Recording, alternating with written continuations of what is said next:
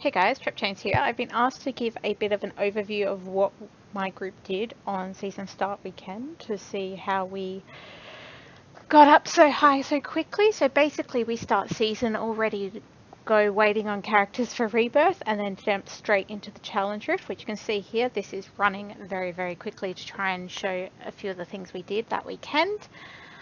Once we've completed the challenge rift, and we're really doing that for some early mats and gold that we can't really get elsewhere at low level, we then will leave the game and create a game of master difficulty and look for an Act 2 boss bounty, and this is to try and get the bounty chest. You can see here it actually took us a few games to find it, so we're looking for Act 2 boss bounty, specifically Zoltankul or Magda. If we didn't get Zoltankul or Magda, we just restarted until we did, and then we completed that boss bounty to get that chest, to get some early rares to start off with. Following that, depends on your class. I didn't do this, but other members of my group did. There was some gambling at Haadesda to try and get some beneficial legendary to help give some early power, and then we flicked the difficulty down to hard and went running for the cube, and this would allow, particularly if we had someone with a legendary that was beneficial, to be able to put that in the cube, so still get the benefit of the legendary while leveling up, even if the legendary is a low level. Following getting the cube, we then started doing rifts, lots and lots of rifts, mainly at hard, and just noting that while we did do it at hard, if the difficulty seemed too easy at any point, we would drop game and turn up.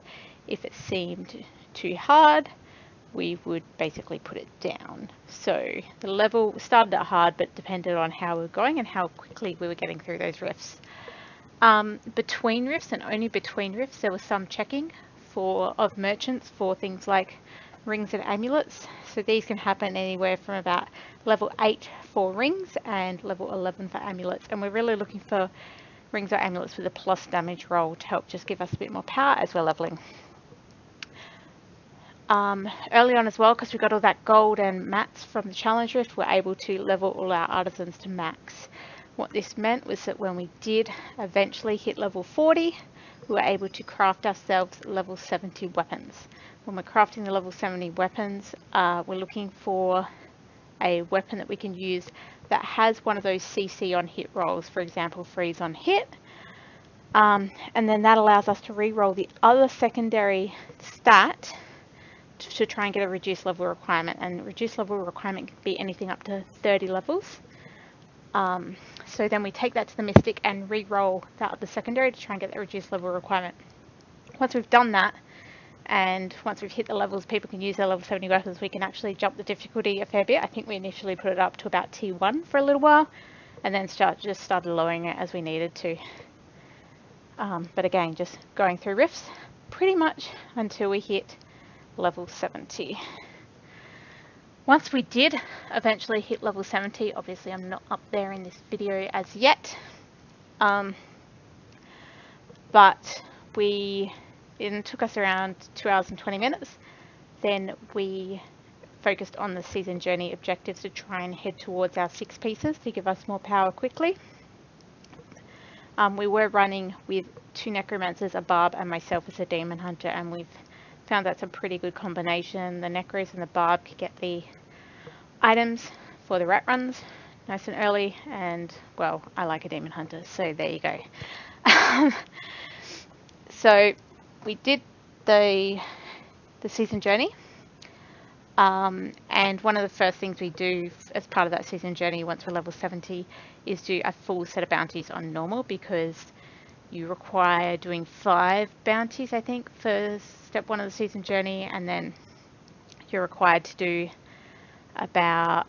you're required to collect all the caches for all 5, I think for about season journey step 2 or something. So just doing the full set on normal early on just knocks them out the way. And then obviously we went around and did all the bosses on the levels that we had to. From there, we basically ran a combination of rifts and grifts, depending on obviously keys and the like. For step 4 of the season journey, it is recommended at one point, once you've done all the other objectives, you do split to try and do the solo 20s to get those 6-piece bonuses. I will just note for this that it's a bit dependent on what you can personally do. For example, when my team for this particular season split for this, everyone else in my team could do the solo 20 and I couldn't. I failed. So I rejoined the rifts and grifts that we were doing without 6-piece while others had it, and just started looking for my other pieces of gear in those grifts, and that was fine. So as long as some people get their 6 pieces, then that really gets you power to really up the difficulties of both the rifts and the greater rifts. So because we had those 2 necros and the barb, we were able to save for the rat run style pretty early, which was nice. And basically by around 7 hours into season, we were running level 70 GRs. By that point, I had picked up some good pieces for my build, so I was able to contribute as well. And then by about 12 hours in, we were running level 85 GRs. I was still on the Demon Hunter at this point, but the other guys were very much in like rats type stuff, so that was great. But we're able to run those 85 GRs pretty efficiently to try and get Paragon. Right at the end of day 1, so I've been running rifts GRs for a very long time. We did do a power level of other characters. So for example, I'd just been playing the Demon Hunter today, but I got a barb power leveled, and Kuller, who'd been running the barb, got a necro power leveled, and that was for the aim of being able to perform rat runs on day 2.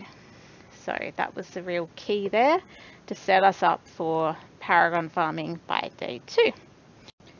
So you'll see here, this run is just a greater rift 85 towards the end of day 1, and then shortly after, where we've done all these on day 1, then we move towards getting ourselves ready for day 2, which is, this was the end of the power leveling of my barb, and then just gearing it up to prepare for the rat runs of day 2.